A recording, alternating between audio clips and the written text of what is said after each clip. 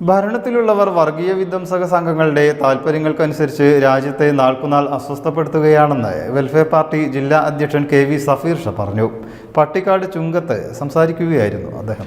Party Vettathur panchayat അധ്യക്ഷൻ P K. Abdul ജലീലിന്റെ നേതൃത്വത്തിൽ നടന്ന വാഹന പ്രചരണ ജാഥയുടെയും സാഹോദര്യ പദയാത്രയുടെയും സമാപന പൊതുയോഗം ഉദ്ഘാടനം ചെയ്യുകയായിരുന്നു അദ്ദേഹം. വെറുപ്പ്, വിദ്വേഷം, അകൽച്ച എന്ന് പറയുന്നത് തങ്ങളുടെ ആശയവും മുദ്രാവാക്യവും പ്രവർത്തന പദ്ധതിയുമായി സ്വീകരിച്ച ആളുകളാണ് ഇന്ന് നമ്മുടെ രാജ്യം ഭരിച്ചുകൊണ്ടിരിക്കുന്നത്.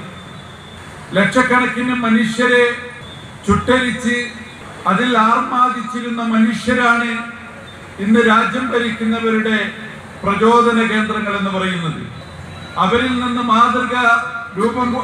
മാതൃക എടുത്ത് ജർമ്മനിയിലെ ഇറ്റലിയിലുമൊക്കെ രൂപം കൊണ്ട ഫാഷിസത്തിന്റെയും നാസിസത്തിന്റെയും ഒക്കെ മാതൃകയിൽ 1925 രൂപം കൊണ്ട RSSന്റെയും അതിന്റെ മുമ്പ് ഹിന്ദു മഹാസഭ എന്ന പേരിലുമൊക്കെ നിലനിന്നിരുന്ന വർഗീയ വിധ്വംസക സംഘമായ അത്തരം സംഘങ്ങളുടെ കൂട്ടുപിടിച്ച് അവരുടെ താല്പര്യങ്ങൾക്കനുസരിച്ച് രാജ്യം ഭരിക്കുന്നവർ നമ്മുടെ രാജ്യത്തെ ഇന്ന് നാൾക്കുനാൾ അസ്വസ്ഥതപ്പെടുത്തിക്കൊണ്ടേയിരിക്കുകയാണ്. വെൽഫെയർ പാർട്ടി സംസ്ഥാന അധ്യക്ഷൻ റസാഖ് പാലേരി നയിക്കുന്ന സാഹോദര്യ കേരള പദയാത്രയുടെ ഭാഗമായാണ് പ്രചരണ ജാഥ നടത്തിയത്. പാർട്ടി പെരിന്തൽമണ്ണ മണ്ഡലം അധ്യക്ഷൻ അത്വിക് ശാന്തപുരം മുഖ്യപ്രഭാഷണം നടത്തി.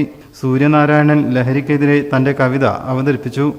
പഞ്ചായത്ത് സെക്രട്ടറി ടി അമീൻ സ്വാഗതവും MT ഫഹീം ഇർഫാൻ നന്ദിയും പറഞ്ഞു.